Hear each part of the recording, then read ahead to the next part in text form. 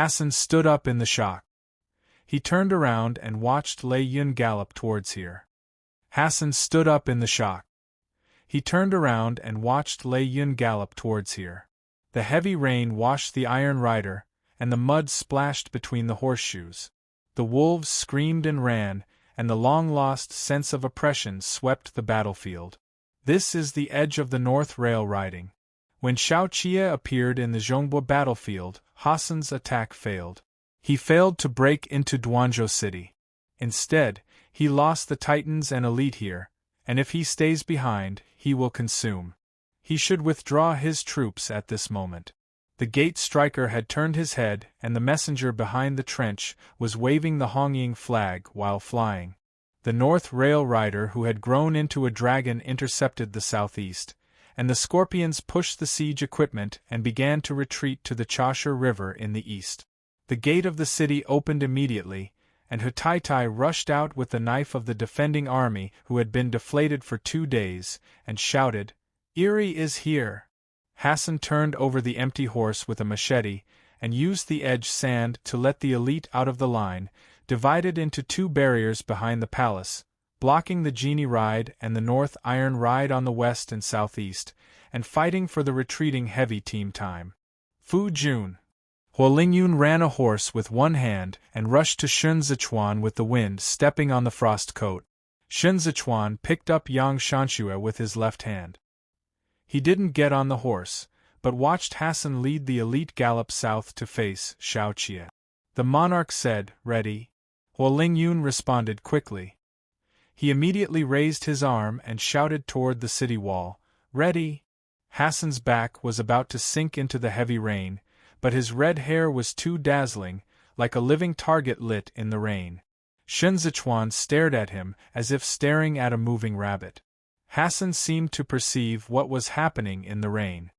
He turned back after a while, and saw what Shun Zichuan said through the heavy rain. The bed crossbow at the wall suddenly shot, and the giant arrow burst into the rear of Hassan in a blink of an eye. Hassan was forced to dismount at the critical moment of heavy rain, and at the moment he rolled away, the huge arrow had crashed into the elite cavalry, and the cavalry was knocked over to the ground. "We'll die on the spot," the warhorse screamed, crooked, and fell in the mud. Blood splattered immediately, and the team was broken up. The bed crossbow made the cavalry horrified. Its super lethality is by no means single-handed, and every time it appears on the battlefield, it will cause countless deaths and injuries. Hassan climbed up, waved his machete forward, holding Xiao Qie's wolf knife. However, Xiao Qie was not Shun Zichuan, and Hassan's machete stopped for a moment, and then Xiao Qie hit the ground directly and almost let go. This force is too scary. Hassan sank with his entire body. He held his machete in both hands and tried to lift it up in a rush. Xiao Qie didn't wear a helmet, the rain flowed down his horns, and the unclean blood slid across his eyebrows. He slowly dragged his wolf knife, and at this moment overlooking Hassan, he smiled and made him hair dense. "I'm looking for you." The sound of rain was violent, and the dark clouds covered the sky, almost to the battlefield. Thunder burst against the scalp, and Hassan saw the wolf's fangs in the vulva. The machete slanted over, letting the wolf knife slip away. When Hassan retreated, Lang Tao Shualai's forefoot stepped in the footprints left by him, splashing with dirty dirt. The cavalry around was mixed with Li Beitai ride. The Iron Sword's new sword drank blood in Bian County, sharp as if roaring open. Hassan mounts again in the retreat, and Wolverine slams into the facade, and his horse follows a few steps. Xiao Qie seemed to keep up his spirit and pressed hard. Huantai jumped up and jumped into the cavalry who intended to retreat. The sword cut the horse's leg first, and then led the man to chase the scorpion who transferred the equipment. He squeezed out a sneer and said, "Go to your mother. The bald lives." Duanzhou finally began to counterattack, Genie riding across the trench, pushing the cavalry tied to the east. Tiechi's team near the Chashire River intercepted along Hebei. On the river, the route of the cavalry's return was interrupted, forming a three-sided encirclement with the garrison and Genie, forcing the cavalry to gather in the central open space. Now the only gap left is the north, but Hassan has been hesitant to order a retreat north because the north is close to the Sasanian camp. He is worried that this is a trap that Shao Qie deliberately left out, and he is more worried that Lu Guangbai is lying in the north. The Jedi on all sides. Wolverine knife cut to the throat knot. Hassan leaned down and dodged quickly. While slicing the knife, he said in a whisper, "Replace the striker." Facing the elite of the North rail riding, he immediately retreated, and the Scorpion saw stitches and stitches, forming a beveled wall in the southeast. When the horse was galloping, the hammer was raised. Wolverine's sword lifted sharply, and the blade's face was followed by a rapid rain hit across the air, like the last chain that tied Tietchi. Shao Qie didn't move, nor did the North rail ride behind. Hassan said, "Charge!" The Scorpion's horseshoes rushed into the mud, shouting, whispering while muddy water and rain mixed with the water. Shao Qie lowered his arm, and the defending army watching from the wall hadn't seen it clearly.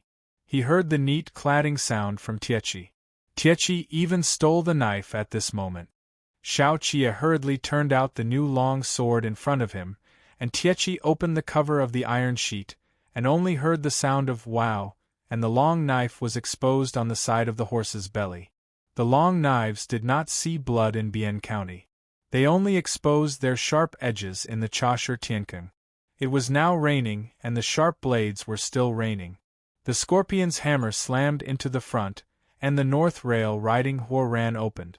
They disconnected the striker team, and quickly moved to the sides to let the Scorpion run unimpeded. Halfway into the Scorpion, Hassan felt bad, but his retraction order could not be passed here at all, because the strikers on both sides of Tietchi began to return. Shao Qie ran forward, facing the Scorpion. The sky thunder rolled, the sound of the rain intensified, and before the Scorpion's hammer hit the heavy armor, it was cut off by a long knife. The northeastern iron ride from the northeast is like a reinforced iron cage. They eaten the Scorpion, engulfing the Scorpion in a deeper siege, and then, like Shao Qie, strangling the Scorpion with a knife on the spot. Tai Chi brushed his bright knife, followed by the sound of his head rolling down. Hassan immediately ordered, "East //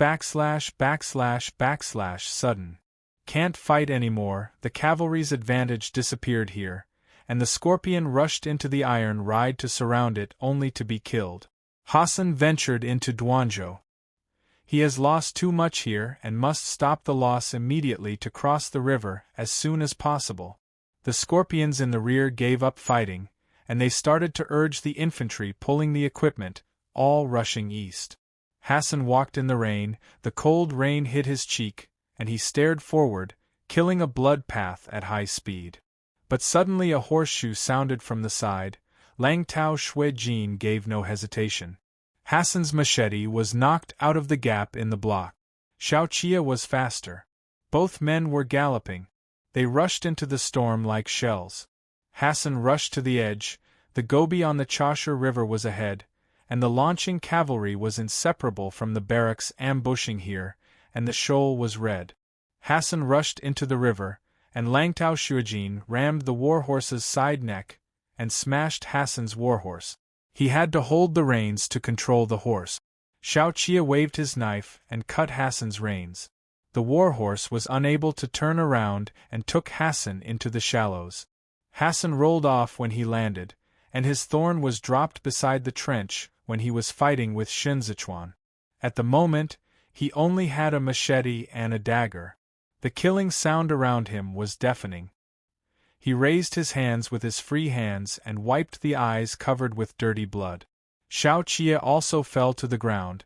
His tall body blocked Hassan's eyes, and became a mountain between Hassan and the desert.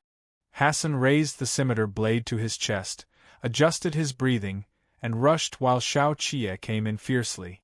The sound of the blades was harsh when they collided. Shao Qie resisted Hassan and pushed him backward. Hassan reluctantly stabilized his body. The rain hit the blade, splashed away that moment. He withdrew the knife suddenly, and evaded in the gap swept by the wolf howling sword. The river splashed with the footsteps of the two people. There was blood remaining on Xiao Qia's cheek, and his unrelenting style of play was like an outlaw, revealing a strong offensive. Each slash made Hassan's arm numb, and the machete almost turned into scrap iron in the intensive offensive of the wolf and sword. Hassan suddenly fell over in Xiao Qia's chopping. When he was about to fall into the water, he just lifted up his arms, then squatted up and raised the knife, and blocked again. Xiao Qia didn't change his posture, so he pressed down with all his strength. Hassan's blocked machete was pressed down slowly, close to his shoulders, and he could even feel the sharpness of the wolf knife. A heavy gasp escaped from Hassan's throat. He was hurt by Xiao Qia's legs, and had already bent down. Hassan will not kneel to Xiao Qia. 12 knelt before Dezhou, starving countless people. He came to this day just to find the way out. Hassan loved Chidi Lake, but slept in the sword for several years. He never bowed his head to Tiechi. He was an eagle soaring in the sky. Hassan tried his best, carrying Xiao Qia's strength, and set up a wolf knife in the roar. He leaped forward, almost cutting Xiao Qia's neck. Xiao Qia stepped back sharply, then bent his elbow and knocked down Hassan's machete. The horse on his side hissed and fell, and Hassan flipped out his dagger and protruded again before Xiao Qia attacked. Wolverine's sword fell behind. Xiao Qia loosened the handle, leaning against the arm of his right arm to block the dagger, and smashed Hassan into the water with a fist in his left hand. Hassan threw the waves, he coughed the water, and threw himself before Xiao Qia's next arrival, hugged Xiao Qia's waist, tripped under his feet, and put Xiao Qia into the water. The water splashed. Xiao Qia twisted Hassan's back collar and jammed Hassan's neck from the back. Hassan couldn't breathe. When the dagger came out, he bumped into heavy armor. He immediately gave up and tried Xiao Qia's eyes with a dagger. Xiao Qia could only let go and evade. Hassan embraced Xiao Qia's arm instead, followed him, and dropped Xiao Qia over his shoulder. Hassan grabbed Xiao Qia's face, making Xiao Qia unable to breathe in the rapid river. He clamped the dagger to cut off Xiao Qia's head. Xiao Qia held the dagger with his backhand, and when the blade fell into the flesh, he stood up sideways and hit Hassan's chin. Hassan's eyes were astringent. It was such an instant flaw. His chest had been hit by Xiao Qia's elbow. He didn't bite the blood between his teeth. Xiao Qia loosened his dagger and smashed Hassan again with blood. This is too hard. Hassan was bleeding from his nose, and he even got dizzy. The killing sound was near and far away. The heavy rain obscured all the scenes. While supporting his arms, he noticed that his leather sleeve was cracked, and the red jasmine flowers in the sleeves drifted out with the water. Hassan didn't catch the flower, and the flower was smashed by the horse's hoof in an instant. Xiao Qia pulled up his wolf sword again. His eyes were wet. Hassan has seen such a wolf, and Xiao Qia used this look to chase him dozens of miles in that heavy snow. From the North Rail Cavalry, the cavalry was dispersed and they walked along the Chasha River, leaving the cavalry nowhere to run. The river in the shoal turned red, and floating bodies piled up around the corner. The heavy rain sobbed everyone's face. Hassan didn't wait for his reinforcements to stay in Geedle. In his breath, Hassan lifted his head up to the rain. He couldn't get past Xiao Qia's shoulders, and he couldn't see the other side of the Chasha River. He silently meditated. God bless. The wolf howled sharply in the shallows, and the blood was scattered along the edge of the blade in the river. Hassan's body knelt in the rapids, then planted it. Xiao Qia's chest was undulating with the torrential rain. The sound of the horse's hoof behind stopped. In the vast world, Tiechi looked at him. Xiao Qia faced Chashurha and raised his red-haired arm. The long silence, only the sound of rapids. Huantai Tiger took 2 steps in the water.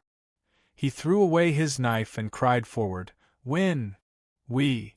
The Iron Riders gave a choked choke in their throats, and then a loud roar broke out, "We are wolves!" The haze that had lasted for half a year finally subsided, and the Chasha River running through the north and the south shed the blood of countless people, leaving the north to return to its dignity in the storm.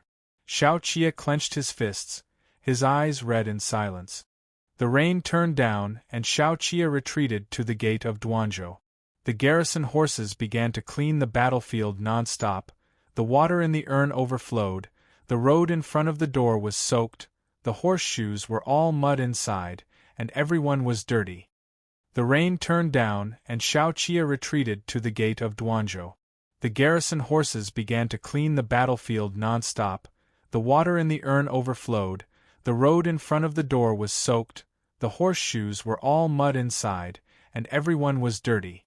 Shen Zichuan stood in front of the city gate and watched Lang Tao Shui pull closer. Xiao Qie leaned over his horse, and Shen Zichuan raised his right arm and touched him slightly. Xiao Qie wildly looked at Shen Zichuan, but did not retract his arm. He flipped his hands up to Shen Zichuan's chin, and in the rain, squinted his eyes against Shen Zichuan's forehead. Two people were caught in the rain. Shen Zichuan narrowed his eyes, and the rain dripped along Xiao Yinya's nose along his eyelashes. He slowly laughed and gradually laughed out. Xiao Tianya came to the horse, stopped at halfway, looked at Ji Gang crookedly, and said, "Where is the master?" Ji Gang stood for a long while at the door of the passage, and threw his coat of clothing to Xiao Tianya, looking at the rain curtain. Xiao Tianya put his robe on himself and said, "Master, Ji Jiachuan is famous again after this war, and Ji Dad knows it, and he should be stunned." Ji Gang looked up at the sky, and rain splashed into his eyes. After a long time, he said, "Duanzhou will have a bumper harvest this year." Xiao Tianya smiled. Ji Gang folded his hands, turned and sighed, stopped looking at Shen Zichuan, and said, "Hurry up and call the doctor." The rain stopped until the next day, and the bamboo tube in the courtyard banged on the moss rock. Ding Tao was wrapped in a small cricket, and Li Xiong kept under the corridor to watch the doctor come in and out. Li Xiong said, "I'm thirsty." Ding Tao clutched the book and whispered, "Then you go and pour water to drink, I want to stay here." Li Bear was indifferent. He blocked the corridor, shook his head hard, and refused to go alone. Kong Ling in the curtain lifted the doctor, looking dignified. Fei Xing just woke up, came to take turns, watched people come out, and immediately picked up, let his subordinates take the doctor to the side hall, and asked Kong Ling, "Sir, how is the master?" Kong Ling shook his head and walked into the room with him again, and whispered, "Go in a while, don't make a noise with the governor. The second grandfather is hanging his heart and staying all night without sleep." Fei Xing didn't dare to say more, followed Kong Ling into the house, and saw bamboo curtains hanging from the inside.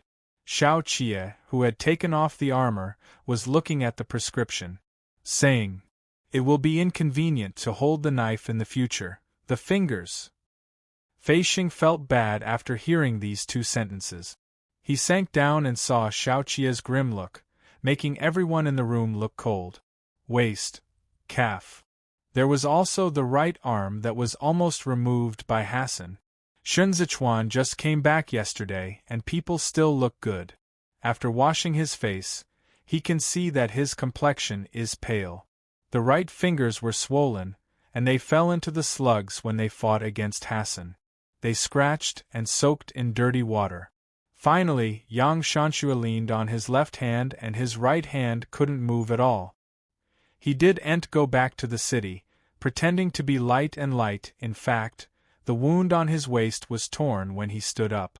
It was too difficult for him to mount, so he could only stand up and let Huo Lingyun pull the horse. As soon as Shen Zichuan's tense nerves were relaxed, the rain would also start. He thought he was asleep, but he was in a semi-coma. The burning last night was fierce, and I have not retreated so far. What I spit is what I eat. All the stuffing in the stomach is hard buns. After I spit it clean, I spit sour water. The drape was opaque. Xiao Qie waited for the doctor to leave, and opened a slit to see Lanzhao. Lan Zhou's hair was spread in the quilt, and the whole person couldn't hold it, lying half-pressed on the uninjured side. There was a little bit on the side of the face, and there was no usual temptation in the corners of the raised eyes, as if sleeping normally. Xiao Qia touched the corner of his eyes. He did not move. As long as Xiao Qia was around, he dared not to defend. He looked very small, completely covered by Xiao Qia's figure. Xiao Qia had trouble breathing, and it hurt everywhere in his chest. He leaned over and kissed the orchid's cricket. His fingertips were as light as touching a fluffy cub. The doctor in the courtyard came and went, and fed a cup of Fu Jun's medicine, and Shen Zichuan vomited again in a hurry. Ji Gang couldn't see it, and he looked at the doctor. The side hall was full of people. The joy of the rest of the life after the calamity was over. The house was covered by dark clouds. Xiao Shiya's military report arrived, and piled up with the military report of Bian County. All urged Xiao Qia to watch. Xiao Qia did not dare to leave Shinzichuan, and all gave way to the side hall.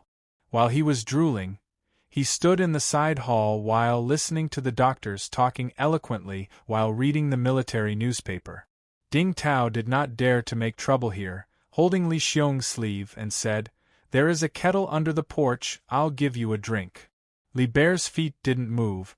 He rubbed his nose and nodded in dismay. Ding Tao pulled the calendar bare and wondered, "Why don't you go?" Li Xiong didn't say a word. He saw someone coming from the door.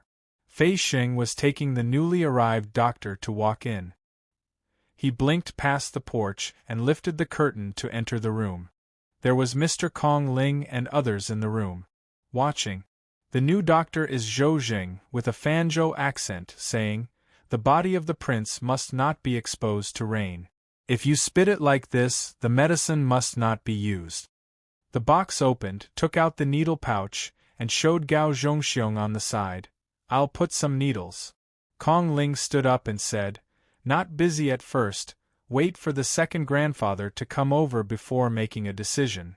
The doctor spread his hand and then said, "Time saving is like saving fire.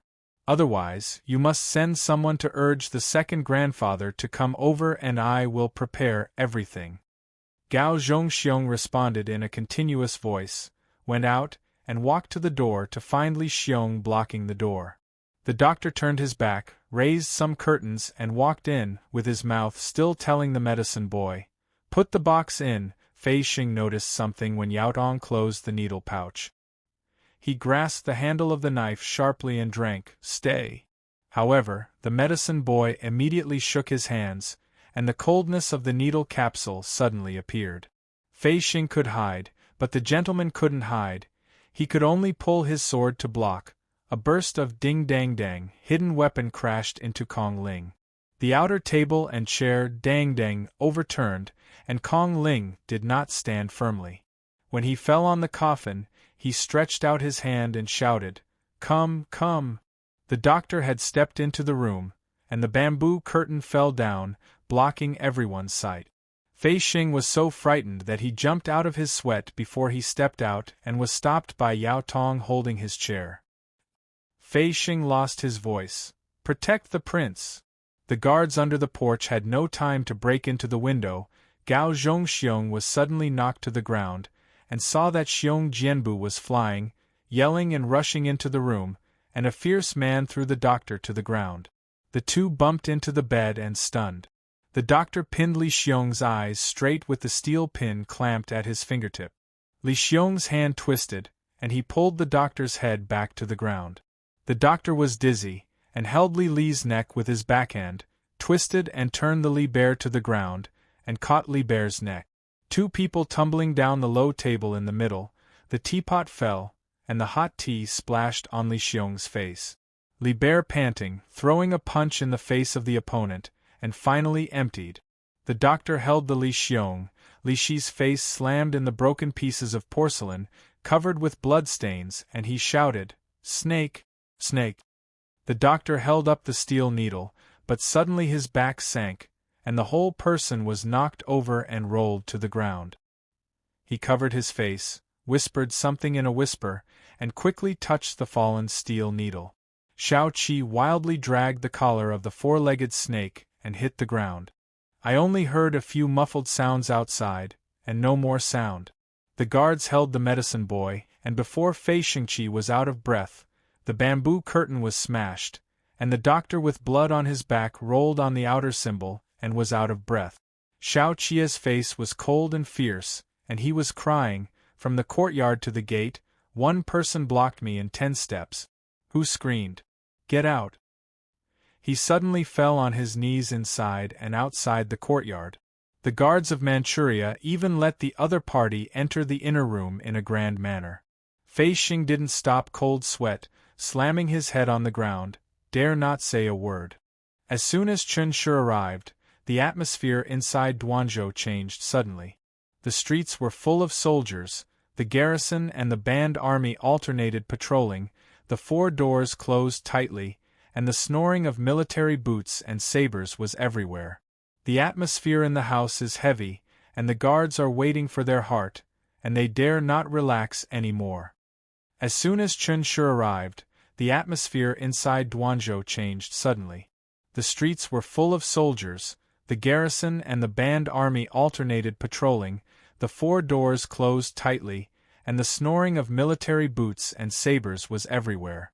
The atmosphere in the house is heavy, and the guards are waiting for their heart, and they dare not relax any more. Xiao Qia crouched in front of Li Xiong and asked, "Do you recognize it?" Li Bear suffered a facial injury, applied medicine, and replied, "I know it is a 4-legged snake. They drink Goodle's milk and they smell bad." Xiao Qia frowned and said, "Not a scorpion?"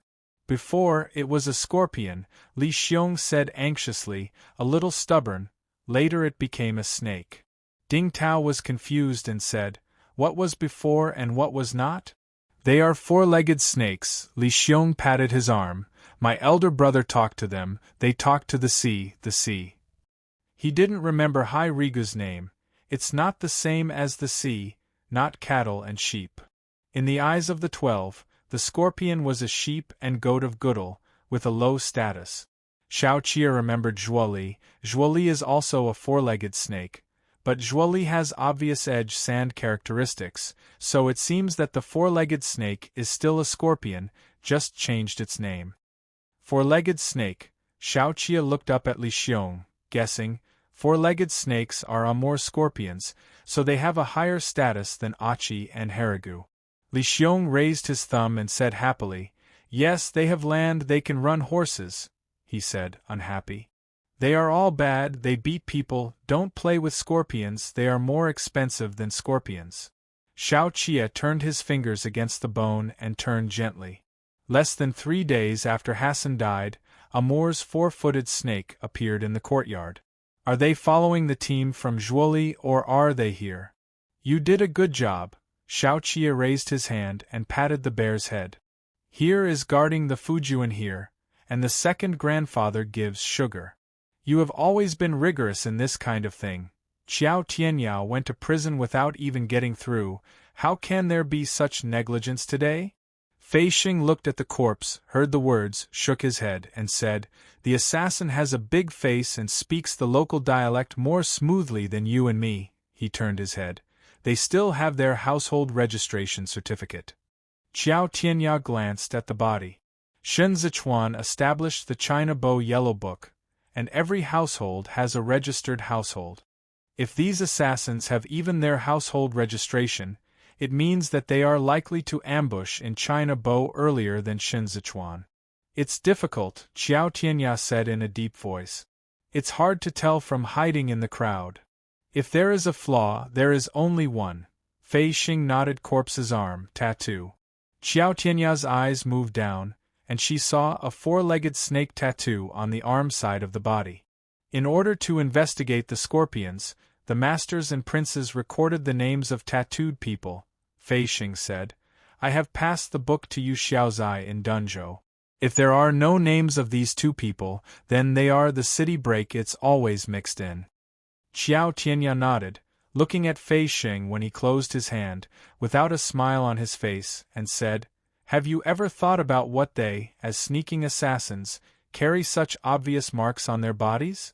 They are all Geniwei and understand the need for camouflage. A scorpion has a reason to wear a tattoo, so why a 4-legged snake with a higher status than a scorpion?" Fei Xing's eyes were dignified, and he gave a soft sigh. Shun Zichuan woke up for a while, and Xiao Qia fed the medicine. Shun Zichuan's head burned so deep that he could hear Xiao Qia talking, but his voice flickered away. Lanzhao. Xiao Qia said something and pulled Shun Zichuan's hair off his cheek. Shun Zichuan breathed breathlessly with a spoon and swallowed the last bite. Xiao Qia wiped his sweat with a soaked pad. He tilted his head, his nose tipped to Xiao Qia's palm wrapped with gauze, and his lips moved. Xiao Qia came to listen. Potsy, Shun Zichuan's words were reversed, mine. Here I am. Xiao Qia's empty hand covered his soaked palm. I'll give it to you when I'm done. Shun Zichuan was unconscious and sobbed vaguely in pain. Xiao Qia lay down on his pillow and coaxed. Here it is for you. Shun Zichuan didn't believe it. He frowned as he struggled, his eyes closed with sadness, and buried in Xiao Qia's palm. Xiao Qia's heart was kneaded like this, and he bowed his head against his puppet and pressed his sweat. Shun Zichuan's tongue was full of bitterness, and half-opened eyes saw strange scenes. Only Xiao Qia's taste surrounded him, making him float in the grass. He shouted in a small voice, Xiao Air. Xiao Qia kissed him and returned with a deep nasal voice, Shun Zichuan frowned several times and said intermittently, I want to eat sugar. Xiao Qia's dangling heart put down a little, got up and gave him honey water. Shun Zichuan drank only 2 spoons, and the tip of his tongue was sweet. Xiao Qia panned the potsy again, wiped the sweat from his neck, and seemed to recede when he felt it. The gentlemen in the side hall were restless, the rifle was full of taste, and no one got up when he reached the sea, and he forgot to eat even his meal. All his heart was on the monarch. These doctors don't work. Hu Taihu sat on a chair and said to Kong Ling, Sir, or I'll go out of town right away and go to Dunzhou to look for it? Gao Zhongxiong talked about the tiger's discoloration and quickly waved his hand saying, No, today the assassin has a clear history, there are really detailed works, no one knows which. Kong Ling frowned. The people in the room fell into silence again, not long after listening to the rain outside. The guards took turns taking the rain, and the lanterns lit at night illuminated all the roads in the house, not giving anyone an opportunity. After the war, everyone didn't take much rest. When they were ugly, they were weak and couldn't stand it. They slept in a chair and slept. They didn't dare to fall asleep, so they hung. Yao Wenyu took off the wind collar when he entered the house, and the sound of the four-wheeler woke up several people. He put the wind collar on his lap and said in a warm voice, The second lord is here, the governor will be unharmed. I know you are anxious, but now the battle is over. It's not appropriate to do it again. Qing Feng and Xin Wei can just wait here. The rest go back to rest first. The case should be handled normally in the morning. Small things should be done cheaply. Kong Ling also got up and said, Fu Jian is now sick. It is really not appropriate to rush the case, everyone should go back first. Everyone got up and said yes, and then went out in turn. Gao Zhongxiong poured tea for Yao Wenyu and said, Yuan Zhuo is afraid of cold. Yao Wenyu took the tea thank you and said, I have wind collars and jackets, don't worry. In the past few days, the rain has been non-stop, and I can see that the official ditch in the city is flowing smoothly, and nothing has happened. Well, at the beginning of the year, Yantai Tiger lifted his spirits and rubbed his scarred eyes. Everyone is here at the beginning of the year, and I am afraid that the snow will be blocked, and I will pass at once. Dengzhou was blocked, but the problem was not big. Master Yu looked and cleared up during the inspection. Gao Zhongxiong said, In the past 2 days, the news of Cizhou has come a lot. In addition to Master Zhou's letter to the governor, he also talked about it. 8 cities. Pans copied it, Danqing missed the spring plowing. It's all June. Immediately after the autumn harvest, people in Danqing should worry about eating. We are fighting here, and I am also fighting. Kong Ling said, after hearing the news, the cabinet has instructed the ceremony to start preparing for the ceremony. Han Yen died, and the Queen Mother left her life by the relationship of Hua Xiangyi, but was completely imprisoned in the harem. The order of the 8th Battalion of the Capital Army, returned to Chu Jun Li Jianting, also had Qidong's garrison as a guarantee. Where could the family of self-care be able to stop it? We are foreign enemies. Everyone is working together to assist the monarch. Bianxia is not a problem, but today's capital is torn apart. Shui Yanqing copied Pans has caused the impetuousness of the 8 cities, Yao Wenyu said softly. Aggressive. Speaking, Kong Ling looked at Chen Yang. We don't know what happened in Bian County yet. Have the bears agreed? Chen Yang sorted out the military affairs and said, if it is negotiated, the second grandfather will not be late. Dalantai with the bear department agreed to our request and promised not to block the marshal's northward advance. He took Hassan to him. Cieli said that he did not stop the commander from sending troops to Gedale, but he violated the covenant and raided Bianjuan when the second grandpa was preparing to dispatch troops to Duanzhou. As Qi Yuan expected, Dalantai did not depend on anyone. He did not want to surrender to Amur, nor was he driven by Shen Zichuan. The request of Hassan and Shen Zichuan made him see the opportunity. He wanted to pass the border county to occupy the Suo Tianguan on the south side, where there was no strong garrison after losing Feng Yixing. Some bears live in the pastures in the south. When Dalantai wandered in the desert, he knew that there was no place for bears. They trekked back to the place near their hometown. In order to find a new place to live, they would like to work the blade. Strike. Xiao Qia's iron ride met bear and horse in Huangsha. Bian Jun fought for 2 days. Dalantai died there. Some bears seemed to never pass the threshold. They could only retreat to the desert again. Hassan's reinforcements left in Gedal were handed over to the commander. Chen Yang raised the military newspaper with his hand raised. Last night, the commander found that Amur was moving his troops on the way back. As soon as this remark was made, the whole house suddenly became tense. Gao Zhongxiong stammered, then this is again, to fight. Chen Yang signaled him to relax and said, it's just a troop transfer. After all, the master of the battlefield will be gone. Amur must send someone who can replace Hassan. I think this person may be himself. Because Xiao Qia did not return Hassan's head. The specific arrangements for military affairs depend on how the second elder orders it. Hu Taitai reassured gentlemen. They will never hit the city no matter how they are. At this moment we have the advantage. Even if Amur goes on his own, it may not be better than Hassan. Besides, he has to cross the Chasha River, and must ask the second grandpa to agree. The atmosphere in the side hall only eased a little. They were talking, and suddenly they heard the movement under the corridor grow louder. Chen Yang lifted the curtain and looked at the probe. Ding Tao burst into tears and cried, dragging Chen Yang and shouting, "Brother! Let the doctor come in, and the governor will burn again." The doctors trembled, gathered under the porch, and whispered to discuss the prescription. The rain washed the 9-foot incense in the court, flushing the petals all over the floor. Xiao Tianya and Fei Xing returned from the rain, stepped on the petals, and quickly wiped the water under the eaves. The doctor who had watched Yuanzhua before was here. Xiao Tianya threw back the papa. There is also a doctor from Jexiking who transferred from Jueshi. Can there be any cure? It's burning again and again.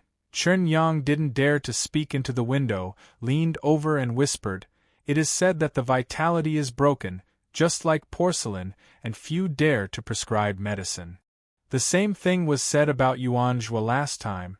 Xiao Tianya didn't say anything to the doctor and paused.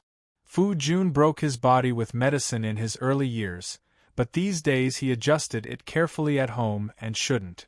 The master also wanted to go to the heart, and the medicine was being taken on time, Fei Xing said, holding the wipes wiped, worried. I was too hurt that day. There was a smell of medicine in the room. No one wanted to mess with the second grandfather at this moment, and stood under the eaves, waiting to be summoned. But the servant who took the medicine entered, and within a short while, heard the voice of Shen Zichuan vomiting. Xiao Qia half held Shinzichuan and touched Lanzhao's back, soaking sweat. The medicine was spilled on the ground, and Shinzichuan couldn't vomit anything. He had his stomach twisted at the moment, and he was sober. There was fog in the middle of the night, and the pale shadows of the lights were dangling in the rain, and the footsteps in the courtyard never stopped. The rain soaked the courtyard, and the mattress changed. Fei Xing shouted, "Put a charcoal basin on and dry it." Looking at the gauze soaked in blood, Chen Yang did not know whether it was Xiao Qia's or Shinzichuan's. Li Xiu sat cross-legged by the door, slept for a while, and woke up when Yin arrived. Fei Xing asked the kitchen to serve him a meal. He buried his head in a large bowl, sat full, and stared at the in and out people. When I persuaded the second grandfather to sleep, Xiao Tianya crouched next to the pillar and lit his cigarette with a fire. "I can't stand such a person who beats iron, so we sleep, we keep the door." His voice didn't fall, and a hand was stretched out from the side, and he slightly lifted his cigarette. Xiao Tianya turned around and looked at Yao Wenyu. Strange. Yao Wenyu turned the four-wheeler and faced the main house. Sona's smoke blew, turning into an invisible tenderness in the violent, rainy night. Xiao Tianya stood on his knees and extinguished the cigarette. When the courtyard was quiet, it was dark and bright, and the guards who were continuously vigil were exhausting. Fei Xing leaned on the pillar and closed his eyes to relax his spirit. Suddenly, his ears moved slightly and his eyes opened. Only a moment later, there was movement at the door. "Come back." Fei Xing jumped down the stairs. "Gujin is back." One lantern under the eaves went out, Xiao Qia heard the movement, and after a moment the curtain was light. Second Lord, Gu Jin, who sleeps all the way, kneels on the outside with one knee. "I'm late. I heard in the middle of the road that the cavalrymen were surrounded by Duanzhou City, and there was no time to catch the horse." Xiao Qi wildly got up, came out from the inside, and several people under the eaves listened calmly. The rain on Gujin's face was not wiped clean. He was facing Xiao Qia's gaze, and he did not dare to hesitate, saying, "Second Master, the Master, is indeed dead. The author has something to say. I am very late and there is a chapter 6000 more. There will be a class tomorrow // class / health / children who care for hair can sleep first, wake up in the morning, and can watch 2K Novel Reading Network directly." Raindrops hit the residual flower in the mud, and knocked its weak petals apart. The wind rolled the bamboo curtains, so that the scene inside the house was slightly dazzling, so that people could not see the real. Raindrops hit the residual flower in the mud, and knocked its weak petals apart. The wind rolled the bamboo curtains, so that the scene inside the house was slightly dazzling, so that people could not see the real. I went to Huzhou to find the master's vulgar home, and it was confirmed that after the master returned to Huzhou, he was taken away by the Yen family for medical treatment, Gu Jin said, but there is no way to be incomparable. The guards at the door were lifted up by the bone sentence, since, but he did not follow up. Since what? Li Xiong was picking up the candied fruit in the jar to eat, and suddenly saw a smooth egg emerging from the end of the porch. The egg was covered with a large monk's clothes, and trotting with 2 rows of sleeves. He did not forget to glance at the preserve when passing the bear. I didn't pay attention to this, I tripped myself, and thumped into the bamboo curtain. Egg lay on his back and looked up, "Please hello to the second grandpa."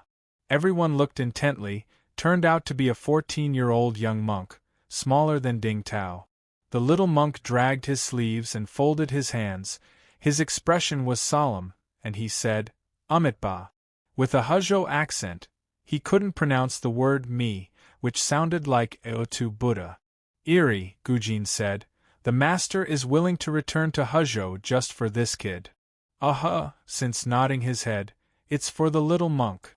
The master is old and knows he will soon leave the world, but since he was too young, the master returned to Huzhou and gave him to a distant relative in the family. Unexpectedly, he met Yen at that time. Yang Gongzi said he would bring the little monk to play, since he blinked his clear and round eyes. The little monk wanted to bring water. He was impatient, so he asked Master to leave first. Xiao Qia saw that since he was so young, the only luck left was completely extinguished. Gujin seemed to know what Xiao Qia thought and continued, since he is young, he has won the Master's true biography, and he has superb medical skills. Aha, since shaking his head vigorously. No, how can Ingguang compete with Haoyue? Little monks and masters like Xiaoxi and Wang Yang can't compare. The baby fat on his face had not been exhausted, and not only was his naivety in his brows, but even his words were childish. Li Xiong forgot to eat candied fruits, and Ding Tao tilted his head from the door and looked at the poached egg together. Gu Jin raised his back collar and said, "Go and see first." Since he gave Shen Zichuan his pulse, he frowned sometimes and talked to himself sometimes. Xiao Qia said quietly and asked, "How?" Since looking down at Shen Zichuan's wrist, after a long time, he said to Xiao Qia, "The prince is really white." Since Bainin's face was not tempted. His eyes were clear, and he praised Shen Zichuan as if he praised a clear spring and a cloud of white clouds. Xiao Qia's appalling appetite could not find the place where it happened. The prince is weak and has bad medicine, but fortunately in this half a year, he has been well maintained, and his vitality still exists. Since he rolled up his sleeves, holding a pen to think hard, he wrote a prescription on the blank paper. Xiao Qia didn't dare to rest assured and asked, "Can you continue to use medicine?" "That must not be the case, the trauma is also hurt and the waist is suffocated. If the prince faints tonight or temporarily stops breathing, the second grandfather should not be anxious." Since he said regretfully, the little monk should persuade the second grandfather, then do not let the prince use his martial arts again. The prince's body is really not suitable to use such vigorous punches. Punch out, slap, others are hurt, but the prince is also painful, not cost-effective. After 2 nights, when it's gone, it will take me a few years. Since handing the recipe to Xiao Qia, Fu Jun still used his left hand to write. Since looking at Xiao Qia's palm, he said, "Eri is very fit and healthy, and he should also pay attention to rest. This injury cannot be soaked in water." Xiao Qia said, "How long is it in a few years?" Now that he was touching his head, he said, "I don't know, it's always right to keep it." Xiao Qia pinched the prescription and looked at the hanging. Shen Zichuan breathed well and fell asleep, his wrists exposed in a dim room, as white as it sounds, as if it touched it would melt. Shen Zichuan had a dream in the faintness. He dreamed that at the age of 15, he was standing in front of Pudu, waiting for Master and his wife, and Ji Mu to pick him up. He was wearing a small badger made by Huaying Ting, and watched the fine snow fall along the city wall. Ji Mu lay on the wall and shouted at him, "Chuaner, where are you going?" Shen Zichuan held XN and said, "Go home." Ji Mu raised his head and looked at Duanzhou with him, and said, "Wait a minute, Dad is coming."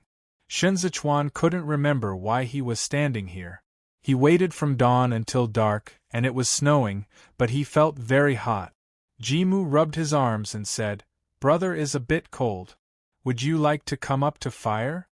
Shen Zichuan shook his head. "I'm so hot." Ji Mu lit a fire on the wall. He stretched out his hands to warm up and chatted with Shen Zichuan. He said, "Brother will be able to marry on this trip, and my mother thought for a few years." They waited for a long time. Shen Zichuan had back pain, calf pain, and pain everywhere. He wiped his sweat and kept looking forward. Ji Mu watched the sky dark and suddenly murmured, "Daddy won't come." His fire was exhausted.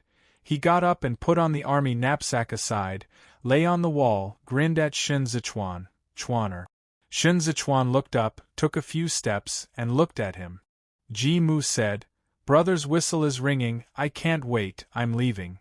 Shen Zichuan nodded, taking it for granted. "Then you go, I'll tell my mother." Ji Mu showed a headache and sighed, "Brother is worried you." "I'm going back from here. Shen Zichuan pointed to the distance, close. Ji Mu looked at Shen Zichuan with a gentle look and said, "What can my brother do?" Shen Zichuan heard the sound of horseshoes. He jumped a little and shouted, "Brother, master is here." Ji Mu didn't say anything, she just held her first smile like that. Shen Zichuan turned his head, watching the sky fly out of Hai Dongqing with wings spread, and then ran out of a black horse with a whole body, only a little white on the chest. He stopped to watch the horse run to him. Sitting on the horse was a young man wearing a helmet. Hai Dongqing fell on his shoulder, and he took off the helmet to reveal a less happy face. He leaned over and looked at Shen Zichuan and said, "What is the pestle doing? Go on, the second son will take you away." Shen Zichuan ignored him, so he turned over and dismounted, put his helmet on Shen Zichuan's head, and then picked up Shen Zichuan. "Ah," said Shen Zichuan, stuffed in his helmet, "I want to go home." Xiao Qie flicked Shen Zichuan for a moment, unreasonably. "You follow me." He took a few steps as if angry. "Don't you recognize me?" Shen Zichuan said, "I don't know." Xiao Qie made an effort to throw Shen Zichuan into the snow. He threw Shen Zichuan up and caught it steadily when Shen Zichuan was panicked. Hai Dongqing fell on his shoulder, and he looked at Shen Zichuan and laughed. Shen Zichuan raised his helmet and looked at him somehow. The sky that was about to go dark suddenly lit up, the wind blew Xiao Qie's hair, and the surrounding walls that blocked the line of sight disappeared, and the boundless grassy field was laid at his feet. He just held Shen Zichuan, and greedily touched Shen Zichuan's cheek. "I want to hide you," Xiao Qie said loudly in the wind, "or put you in a chest pocket." Shen Zichuan couldn't hear. He looked up and asked, "What did you say?" Xiao Qie looked at him, kissed him severely according to his cheek and replied, "I said you look so good, and no one will look better than you, I swear." Shen Zichuan covered her cheeks and said aloud, "You lie." Xiao Qie ignored his struggle, hugged him tightly, and said in his ear, "I was wrong." When the wind stopped, Xiao Qie grew up wild. His broad shoulders blocked the light, and he embraced Shen Zichuan, as if he had just woke up and still dreaming.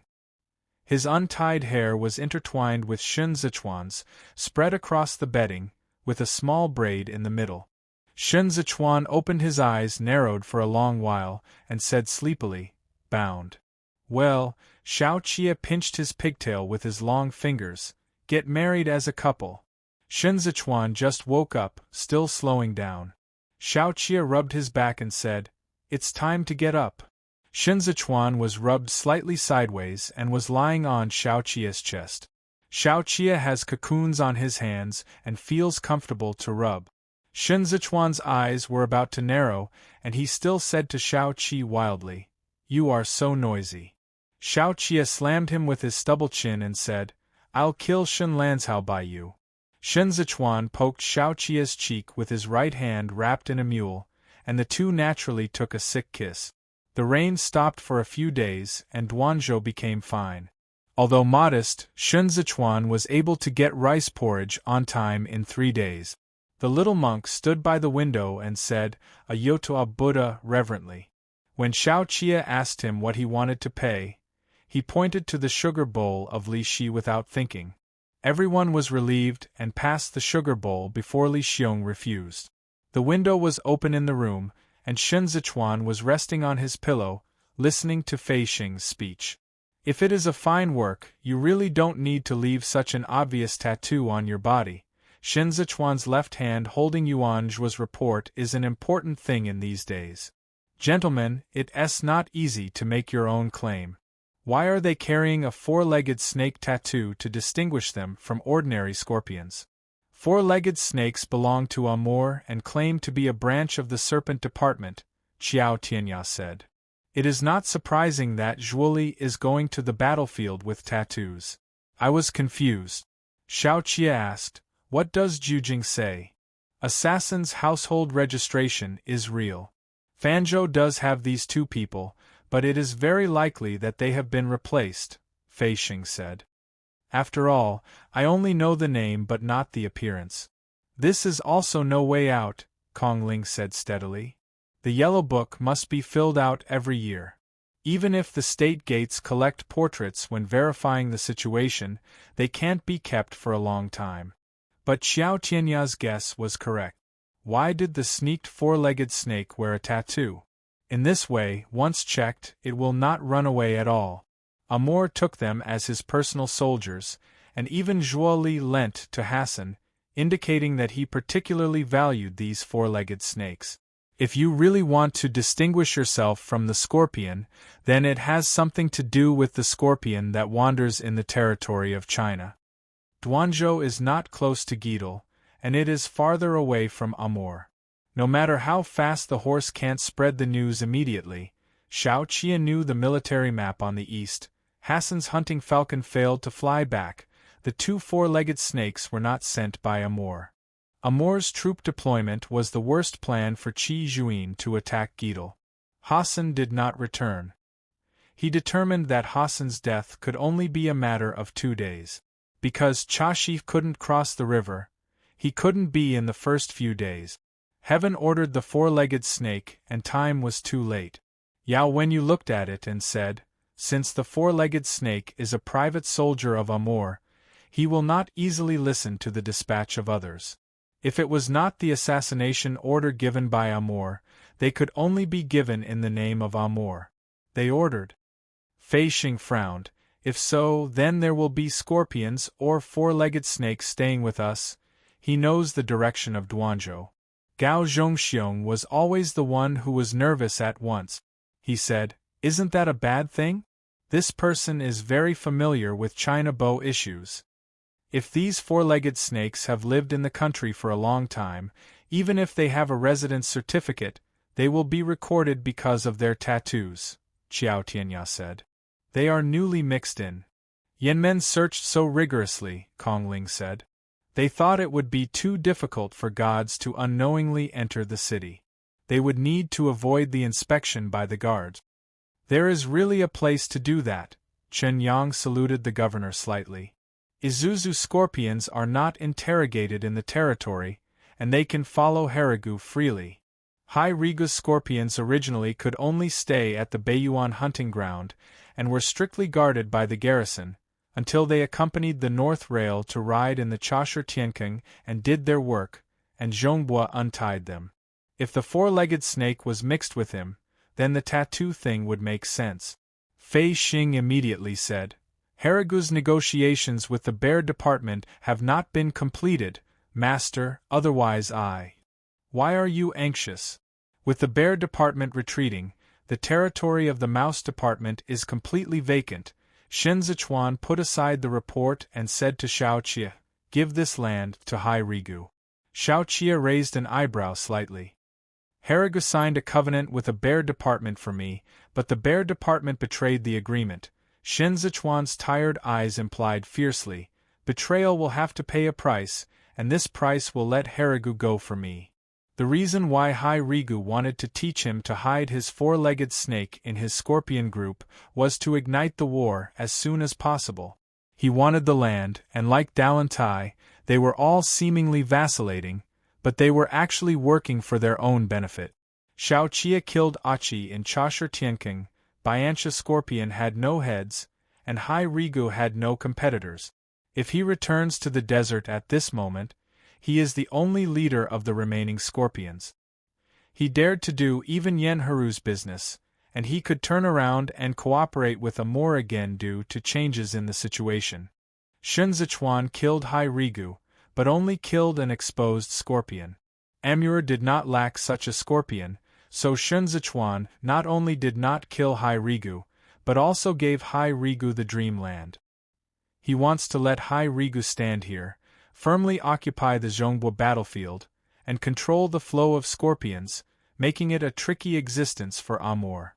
But at the same time, Shen Zichuan must also hit Hai Rigu severely. Hai Rigu wants the plot of the green mouse part, he must first solve the bear part. As long as he does, the 12 part will not accept him easily, Amor will no longer trust him, and he will also bear the bear part. The hatred of the ministry, because he is the sword-bearer of execution punishment. The prince wants to make the best use of it. Shun Zichuan was exhausted and said before the crowd was going to retreat, Yuanzhua went back without rest, since he will be there for a while. Since it was still a child's heart, he jumped behind the bones and jumped over the puddles, watching his smooth head reflected in the water, and couldn't help laughing. Xiao Tianya greeted them at the door and folded his hands, smiling at him now. Master, please. Since returning a gift. At this moment the bird in the tree was calling, the weather was gentle, and he was dressed in a monk's clothing, standing in a puddle the size of a blue sky and white clouds, so that people could not distinguish between heaven and earth. The donor, since learning the look of a master, slowly nodding at Xiao Tianya, the donor has a Buddhist destiny. Xiao Tianya thought it was interesting and said, when I was young, some monks also said this, but I haven't entered the empty door to this day. Since looking at Xiao Tianya, he has a kind of dusty charm when he is quiet, but that is not the so-called indifference fireworks, but the detachment of Tianqing. The little monk is so clean, he looks at the world with a pair of eyes. The green water is worry-free, wrinkled by the wind. The green hills are not old, and they are snow-white. 1. The donor-s cause already exists, can the fate be far away? Clapping the palms, innocence, innocence, as if determined the path of Xiao Tianya. Xiao Tianya heard the iron horse shaking under the eaves in the breeze, and he turned to see Yao Wenyu sitting there. Yao Wenyu's clothes moved with the wind in an instant, but they had similar feelings as they strolled through the white clouds and the puddles. Since he reached the stage, he did not salute Yao Wenyu. He looked at Yao Wenyu in the iron horse sound of Dongyu, and finally shook his head, saying, I can't cure your leg, even if my master is alive, I can't cure your leg. Yao Wenyu's fingers covered the tiger slaves on his legs and said, everything can be done like a dream bubble, like dew and electricity, so it should be watched as it is too. In this world, the convergence of fate is fickle, and Yao Wenyu no longer clings to these legs. He gave himself a detachment long before answering the phrase, I am still standing. There is no difference in his standing. He is both him and him. Since sighing, he said, someone wants me to speak Buddhism, but you speak to me. You live to death, and you see the end, why stay here? Go with me in the mountains. Yao Wenyu said, I still have Wanxiang in my heart. Since looking at Yao Wenyu, he raised his finger to Xiao Tianya and said, you still have him in your heart. The wind blew Yao Wenyu's sleeves, and the red line on his wrist slipped gently. So I am still a mortal. The cause is wonderful, when is it? Maybe it was the night of the matchmaking, maybe the I hate you, or it was the March day earlier, early spring. Xiao Tianya, Xiao Songyue, he is a trace of yin. Yao Wenyu understands that everything in the world is false. What he does today is like a snap of a finger, and it will disappear into the endless river very quickly. Yao Wenyu, Yao Yuanzhua, he is the leaf of the mud. I have nothing to give you. Now he tilted his head slightly. Yao Wenyu looked at the courtyard of Shun Zichuan and smiled slightly.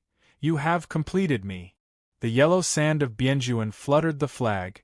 Qi Juin took off his helmet, and his mouth was mixed with gravel. Qi Wei handed in a handkerchief. She could not wipe off her nails like a male general, but could only wipe her cheeks against the heat.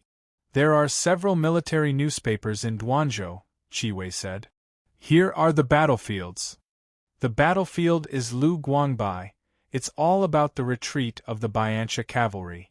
Qi Juin put down Hajido and moved behind the wall to enjoy the cold. Qi Wei then opened the private letter and read it to Qi Juin. Qi Juin originally folded her hands. She looked at Qi Wei and repeated, give the territory of the Green Mouse Department to the Scorpion? Qi Wei carefully read it again, and after confirming that it was correct, he clicked. Qi Juin's indifferent expression gradually converged. The armor on her shoulders was considered light, but she still had shoulder pain after wearing it for a long time. She said, take a pen and now reply to Xiaoqie. I don't agree. The Green Mouse Department was beaten by Qidong's garrison.